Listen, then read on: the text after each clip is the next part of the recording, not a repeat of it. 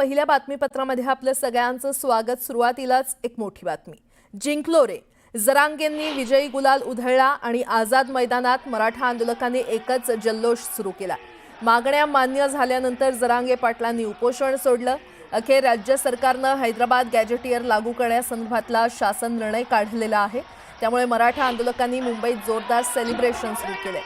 आझाद मैदानावर गेल्या 5 दिवसांपासून उपोषणावर बसलेल्या जरांगे पाटलांनी अखेर विजयाचा गुलाल उधळलाय। जरांगेंनी विजयाची घोषणा केल्यानंतर आझाद मैदान एक मराठा लाख मराठाच्या घोषणांनी दुमदुमलं। राज्यपालांच्या स्वाक्षरीनं हैदराबाद गॅजेटियरच्या अंमलबजावणीचा शासन निर्णय सरकारनं काढला। त्यासोबत त्यांच्या इतर मागण्या देखील मान्य झाल्यानंतर जरांगे यांनी उपोषण मागे घेतलं। मराठा आणि कुणबी एकच असल्याचा शासन निर्णय काढण्यासाठी 2 महिन्यांचा वेळ, तर सातारा संस्थांचं गॅजेटियर लागू करण्यासाठी 1 महिन्यांची मुदत त्यांनी दिली।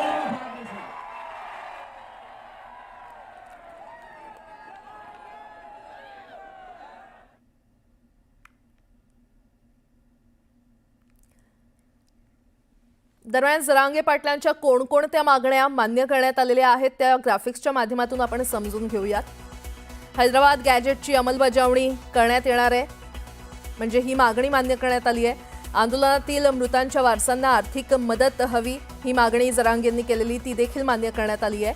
आंदोलनातील मृतांच्या वारसांना शासकीय नोकरी देखील देण्यात येणार आहे, ही मागणी मान्य करण्यात आलेली आहे। मराठा आंदोलकांवरील केसेस मागे घेणार, ही मागणी देखील मान्य झाली आहे। प्रलंबित जात पडताळणीला देखील मान्यता मिळालेली आहे। तर सातारा गॅजेटची अंमलबजावणी होणार आहे आणि त्यासाठी 1 महिन्याची मुदत देण्यात आलेली आहे। मराठा कुणबी एकच आहे असा शासन निर्णय, त्यासाठी 2 महिन्यांची मुदत।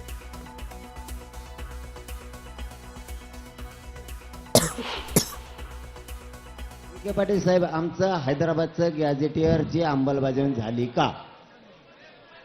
आपण अंमलबजावणी करण्यासाठी जी आर काढला आता। ओके, जी आर याच्यासाठी काढलाय की अंमलबजावणी करायसाठी? एक प्रश्न। दुसरा ऐका, गॅजेटियर मधील नोंदीच्या आधारे आम्हाला कुणबी प्रमाणपत्र आता दिले जाणार का? बरोबर आहे। त्या जे काही त्याच्यामध्ये आपण निकष दिलेले आहेत ती पूर्तता केली, नातेवाईक असेल, पुढे खापड पंजोबा किंवा कुटुंबातील तुमचं कोणी असेल, ॲफिडेव्हिट जरी केलं तरी देणार आपण दाखला। एक चांगला तोडगा, मराठा समाजाच्या हिताचा तोडगा आज मंत्रिमंडळ उपसमितीने काढला आणि त्यामुळे जे काही उपोषण चालू होतं ते उपोषण आता संपवण्यात आलेलं आहे। खरं म्हणजे हैदराबाद गॅझेट लागू करण्याकरता आमची सुरुवातीपासून तयारी होती, पण त्यातला महत्त्वाचा विषय असा होता की त्या ठिकाणी श्री मनोज जरांगे पाटील यांची जी मागणी होती सरसकटची, त्याच्यामध्ये कायदेशीर अडचणी होत्या। आपल्या कायद्याप्रमाणे आणि देशाच्या संविधानाप्रमाणे आरक्षण हे समूहाला नसतं, ते व्यक्तीला मिळत असतं आणि त्या व्यक्तीने ते क्लेम करायचं असतं आणि म्हणूनच अशा प्रकारे सरसकट करता येणार नाही, ते कायद्याच्या पातळीवर टिकणार नाही। आणि त्यांनी देखील काल ती भूमिका समजून घेतली, स्वीकारली आणि त्यांनी सांगितलं जर कायद्यात सरसकट बसत नसेल तर सरसकट करू नका। आणि मला असं वाटतं की त्यातनं हा जो काही एक स्टेलमेट होता तो स्टेलमेट मागे झाला। मराठा आरक्षणासाठी मनोज जरांगे यांनी मुंबईच्या आझाद मैदानावर सुरू केलेल्या आंदोलनावर 5व्या दिवशी यशस्वी तोडगा निघाला आणि जरांगे पाटलांनी आपलं उपोषण आंदोलन मागे घेतलं। पण या सगळ्या घडामोडींमध्ये मुख्यमंत्री देवेंद्र फडणवीसांनी पडद्यामागे राहून सातत्यानं कायदेशीर सल्लामसलत घेतली। या राज्याचे महाधिवक्ता आणि मराठा आरक्षण मंत्रिमंडळ उपसमितीच्या 4 बैठका घेतल्या। त्यानंतर जरांगे पाटलांच्या मागण्यांच्या अनुषंगानं मसुदा तयार केला, तसंच प्रत्येक निर्णयाचा GR अर्थात शासन निर्णय तयार केला आणि त्यानंतरच विखे पाटलांच्या नेतृत्वात मंत्रिमंडळ उपसमितीनं जरांगेंशी चर्चा केली। विशेष म्हणजे सरकारनं मसुदा अशा प्रकारे तयार केला होता की तो जरांगेंनी पहिल्याच बैठकीत मान्य केला, त्यामुळे कोणत्याही चर्चेच्या फेऱ्या झाल्या नाहीत. दरम्यान आंदोलन काळात मुख्यमंत्री फडणवीसांना व्यक्तिगतरित्या टार्गेट करण्यात आलं, पण मुख्यमंत्र्यांनी संयम सोडला नाही. एकीकडे त्यांनी आपलं दैनंदिन दौरे आणि प्रशासकीय कामकाज सुरू ठेवलं, तर दुसरीकडे मराठा आरक्षणावर तोडगा काढण्यासाठी कायदेशीर पावलं उचलण्यास सुरुवात केली आणि जरांगेंच्या प्रमुख मागण्यांवर तोडगा निघाला. त्यामुळेच मराठा आरक्षण देणारे आणि ते टिकवणारे आणि आज मराठा आंदोलनाचा तिढा यशस्वीपणे सोडवणारे म्हणून मुख्यमंत्री देवेंद्र फडणवीसांची प्रतिमा अधोरेखित झालेली आहे.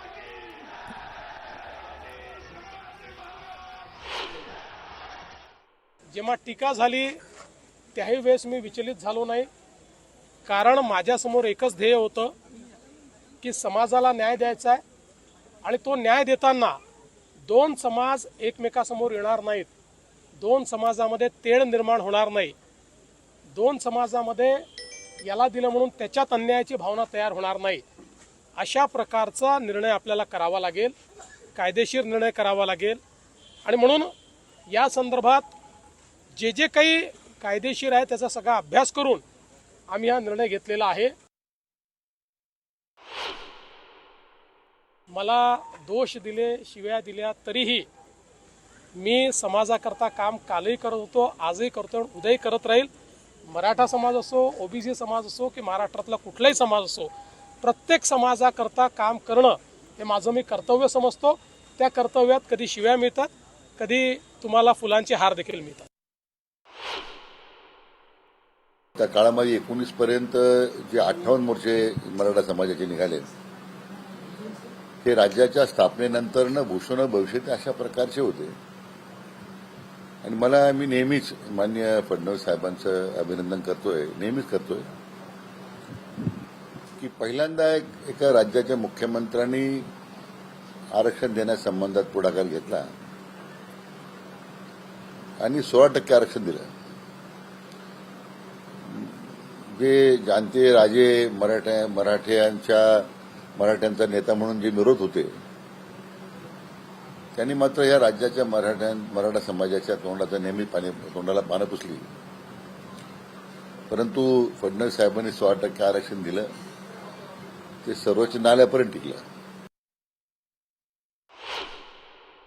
आपण महाराष्ट्राच्या इतिहासामध्ये एक पूर्ण अगर वाटचाल तुम्ही पाहिली की जेव्हा जेव्हा मराठा समाजाला न्याय मिळालेला आहे, जेव्हा जेव्हा मराठा समाजाने गुलाल उधळलेला आहे, ते फक्त फडणवीस साहेबांच्याच सरकारच्या कालावधीमध्ये झालेलं आहे. जे आंदोलकर्त्यांचं, जरांगे पाटलांची सर्वात जुनी आणि महत्वाची मागणी होती की बाबा आम्हाला मराठवाडा पुरतच तुम्ही आम्हाला कुणबीच्या नोंदणी शोधून द्या आणि त्या पद्धतीने मराठा समाजाला न्याय द्या.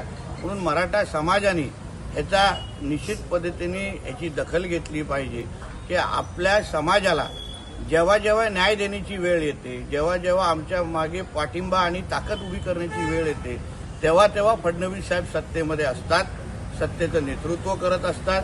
आणि मला असं वाटतं की प्रत्येक मराठा समाजाच्या प्रत्येक नागरिकाने, युवकांनी आज आदरणीय फडणवीस साहेबांचे आभार मानले पाहिजे. आझाद मैदानावरील उपोषण आंदोलन संपल्यानंतर सर्व मराठा आंदोलकांनी व्यवस्थित माघारी जाण्याचं आवाहन करताना मी स्वतः मात्र काही दिवस उपचारासाठी इथेच म्हणजेच मुंबईतच थांबणार असल्याची घोषणा करणारे जरांगे पाटील मात्र उपोषण आंदोलन संपल्यानंतर काही वेळातच मुंबईकडून छत्रपती संभाजीनगरच्या दिशेने रवाना झाले आणि उपचारासाठी मध्यरात्री छत्रपती संभाजीनगर येथील गॅलेक्सी हॉस्पिटलमध्ये भरती झालेत. सध्या गॅलेक्सी हॉस्पिटलमध्ये जरांगे यांच्यावर उपचार सुरू आहेत.